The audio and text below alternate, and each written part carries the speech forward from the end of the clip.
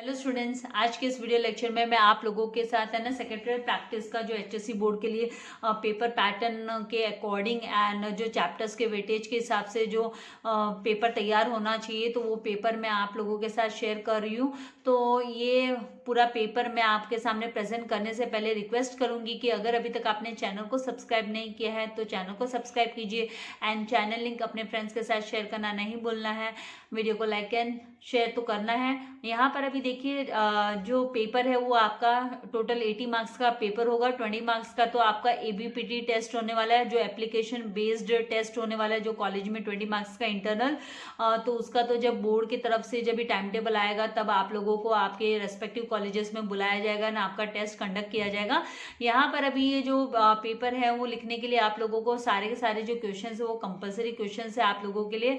And जैसे कि अगर कहाँ पर आपको चार्ट बनाना है, फिगर्स है, तो उसके अकॉर्डिंगली आपको फुल मार्क्स रहते हैं। एंड देन जो क्वेश्चन नंबर्स है वो आपको सही से आपको क्वेश्चन नंबर सही से डालने हैं। Then answer to every question, हर एक क्वेश्चन का जो आंसर, नए क्वेश्चन का आंसर नए पेज पे आपको स्टार्ट करना है। देन यहाँ पे देखिए क्वेश्चन नंबर 1 है जहां पर आप लोगों को सिलेक्ट द करेक्ट आंसर, आपको सही उत्तर सिलेक्ट करना है from the options and re right the statements, और आपको स्टेटमेंट्स फिर से री राइट करने हैं, लिखने हैं। तो यहाँ पर है ना, जैसे कि पहला क्वेश्चन, जैसे initial planning of a capital requirement is made by, तो आपको सही ऑप्शन सिलेक्ट कर आपको लिखना है। देन चार्ज ऑन स्टेटमेंट री राइट करना है, मतलब आपको यहाँ पर सेंटेंस वापस लिखना होगा। जब स्टेटमेंट री राइट कर आता है तो हमको सेंटेंस वापस लिखना होता है, इसलिए पूरा का पूरा स्टेटमेंट आपको लिखना होगा और सही उत्तर इसमें फिट करना होगा ब्लैंक में। Then charge on assets to be created when a company issues dash, तो कंपनी क्या इशू करने पर एसेट्स पे जो है ना, मतलब एसेट्स मोर्गेज रखने होते हैं, तो वो उसका आंसर आपको देना है। Then under method dash issue price of shares is based on bidding, तो इसका आप लोगों को कौन से मेथड के अंडर में बिडिंग होती है, बोली लगती है, तो वो आपको यहाँ पर आंसर फिल कर और सेंटेंस फिर से लिखना है। Then dividend warrants are issue to dash holders for getting dividend, तो इशू वारंट्स किसको दिया जाता है, तो ये आपको इसका डिविडेंड वारंट्स किसको दिया जाता है ये आपको लिखना है सिलेक्ट कर कि भाई किसको डिविडेंड वारंट मिलेगा। Then money market is a market for lending and borrowing of funds for dash term, तो short term, medium term, long term, तो उसके अकॉर्डिंगली आपको है ना सही आंसर है वो फिट कर री राइट करना है स्टेटमेंट को। नाउ राइट अ वर्ड और अ टर्म और a phrase which can substitute each of the following statement. So यहाँ पर आपको सेंटेंस लिखने की जरूरत नहीं है, आप डायरेक्ट वन वर्ड, इसके लिए आप आंसर के लिए आपको है ना डायरेक्ट वन वर्ड लिखना है कि transfer of shares due to operation of law, मतलब यहाँ पर आपका जो आंसर है वो आपको लिखना है। Then reserve created for the protection of interest of debenture holders, then this process converts securities into electronic form from physical form, then dividend declared between two AGMs, कौन सा डिविडेंड होता है। then a market which provides short term funds, तो ये कौन सा market है जहाँ पे शॉर्ट टर्म फंड्स प्रोवाइडेड रहता है। देन नेक्स्ट यहाँ पर जो क्वेश्चन नंबर सी है, ये क्वेश्चन फर्स्ट का ही सी पार्ट, तो यहाँ पर state whether the following statements are true and false, तो ट्रू एंड फॉल्स आपको खाली ट्रू एंड फॉल्स लिखना है। तो यहाँ पर a firm with large scale operations will require less working capital, आपको फाइंड आउट करना है कि ट्रू है या फॉल्स है। शेयर होल्डर्स है voting rights, then debenture holders are the creditors of company, then dividend once declared can be revoked, and secondary capital secondary market is a commonly known as stock market, तो इसका आपको इनका आपको answers लिखना है। मैं आप लोगों को यहाँ पे आंसर्स नहीं बता रही हूँ, इसके आंसर्स मैं आप लोगों को बाद में प्रोवाइड करूंगी। आपको ये है ना पेपर है ना सॉल्व करना है, देखना है कि भाई आप कितना इसमें है ना कितने अच्छे से आप लिख पा रहे हो, तो उसके अकॉर्डिंगली आपको प्रिपरेशन कर फिर पेपर आपको खुद को अटेम्प्ट करना है।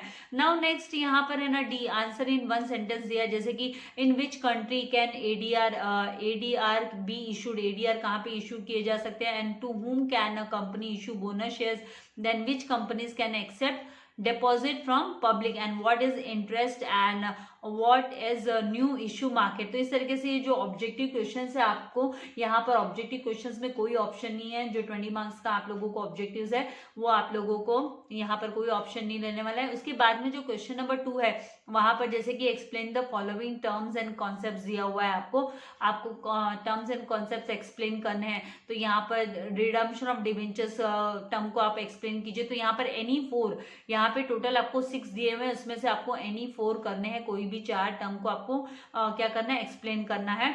एंड 2 मार्क्स का ईच टर्म है ना आपका 2 मार्क्स का रहेगा। तो redemption of debentures, then charge on assets, then owned capital, then depository system, IEPF and then financial market. Then यहाँ पर कभी भी एक बात याद रखिएगा, जब आप पेपर लिखते हो तो एक्स्ट्रा पे पहले कभी नहीं जाओ, कभी भी एक्स्ट्रा पहले मत करने जाओ। पहले आपको जो बेस्ट आते हैं पहले वो आप करो और पहले पेपर को कंप्लीट करो और एक्स्ट्रा पे नहीं जाना आपको। Then study the following case और situation and express your opinion. तो यहाँ पर आपको एनी 2 करना है। तो 3 मार्क्स का एक केस स्टडी या जो सिचुएशन दी है वो होगा। तो यहाँ पर ABC limited is an eligible public company, eligible public company as per the companies act 2013 with reference to accepting public deposit को एक्सेप्ट करने के लिए। तो यहाँ पे can company accept the deposit in joint names, joint names पे क्या accept कर सकती है क्या company deposit. Then company can company deposit accept deposit from its member से कर सकती है क्या। Then company can the company issue secure deposits क्या इशू कर सकती है क्या। तो इसके बारे में आपको आंसर देना है। देन सेकेंड यहाँ पर gold company limited declares a dividend, ये डिविडेंड डिक्लेयर करे ऑफ ₹5 का, 5 रुपए का डिविडेंड डिक्लेयर करे पर शेयर के पीछे फॉर फाइनेंशियल ईयर 2018-19 के लिए। तो आपको क्वेश्चंस के आंसर देने हैं। हर एक क्वेश्चन को 1 मार्क्स अलॉट किया गया है, एक आंसर को 1 मार्क। तो इस company under default if dividend was not paid with in 30 days of its declaration, तो क्या वो क्या डिफॉल्टर कंपनी हुई क्या, अगर वो डिविडेंड पे नहीं करती है। तो इस company right in transferring the unpaid dividend, क्या उनको अनपेड डिविडेंड को ट्रांसफर करने का हक है क्या, राइट है क्या to its debenture reserve account में। Then does the company have to transfer the amount, क्या उनको अमाउंट ट्रांसफर करना होगा ऑफ अनपेड डिविडेंड का टू IEPF आफ्टर 30 डेज, 30 दिन के बाद IEPF में ट्रांसफर करना होगा क्या उनको अमाउंट।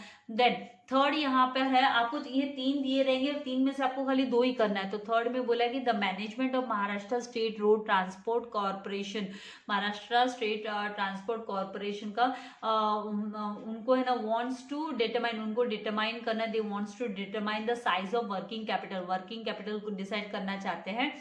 तो being a public company, public utility service provider, ये पब्लिक यूटिलिटी सर्विस प्रोवाइडर होने के नाते will it need less working capital और मोर, इनको कम वर्किंग कैपिटल की जरूरत पड़ेगी या फिर ज्यादा की।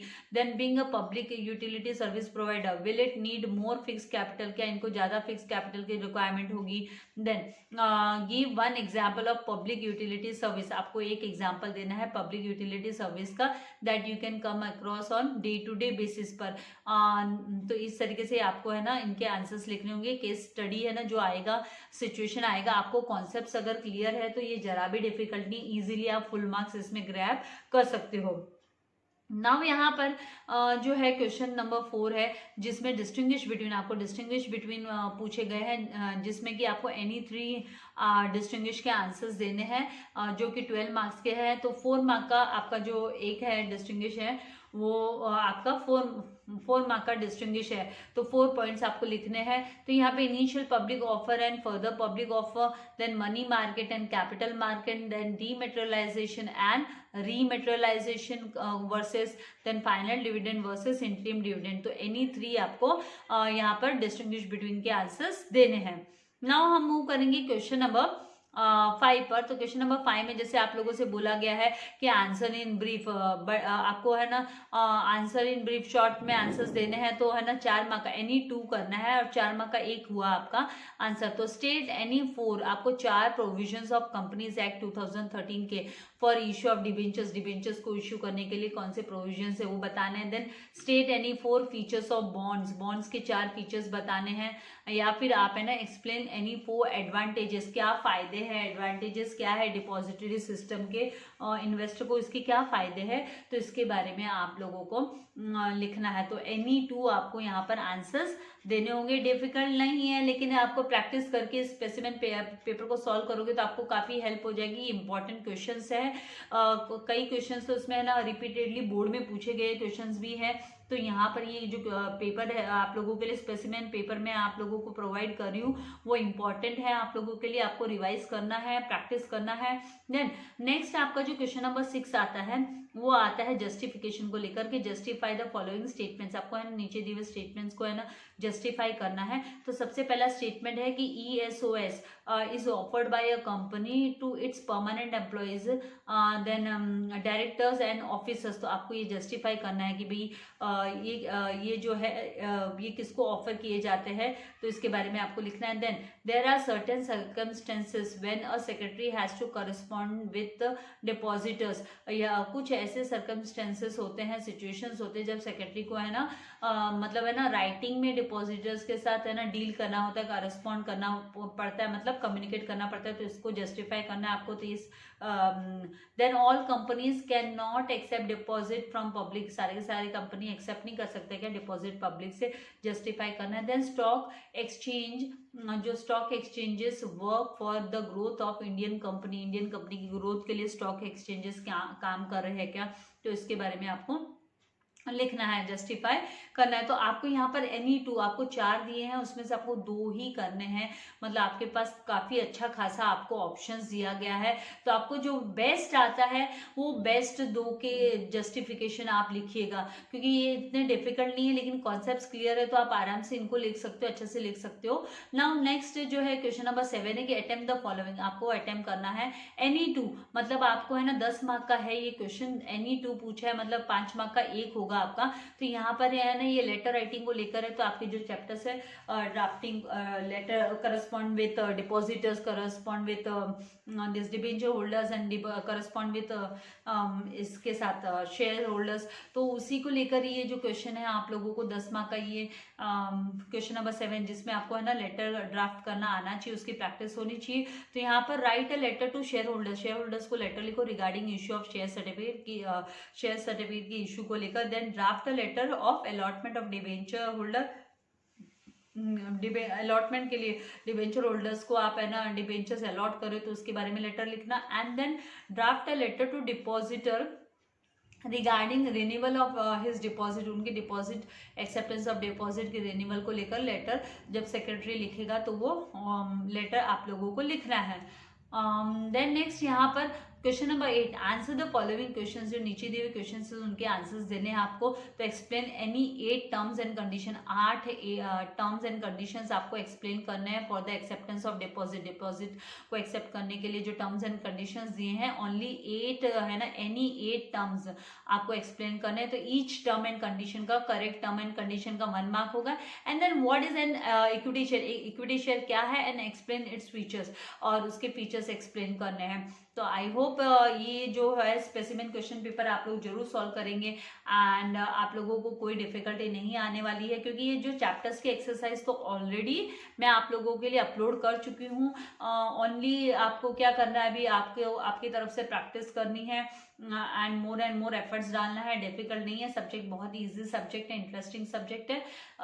और आपको है ना लेटर राइटिंग की प्रैक्टिस अच्छे से कर लेनी है। क्वेश्चन नंबर ये भी 10 मार्क्स का जो है बहुत इंपॉर्टेंट है। जस्टिफिकेशन हो गए, केस स्टडीज हो गए, ऑब्जेक्टिव्स 20 मार्क्स के, तो बहुत ईजी है, पैटर्न डिफिकल्ट नहीं है। प्रैक्टिस मेक्स मैन परफेक्ट वाली बात है। एंड वीडियो को लाइक करना है एंड शेयर करना नहीं भूलना है। चैनल को सब्सक्राइब कर बेल आइकन बटन को जरूर से प्रेस करना है। Thank you very much. God bless you all dear students, all the best.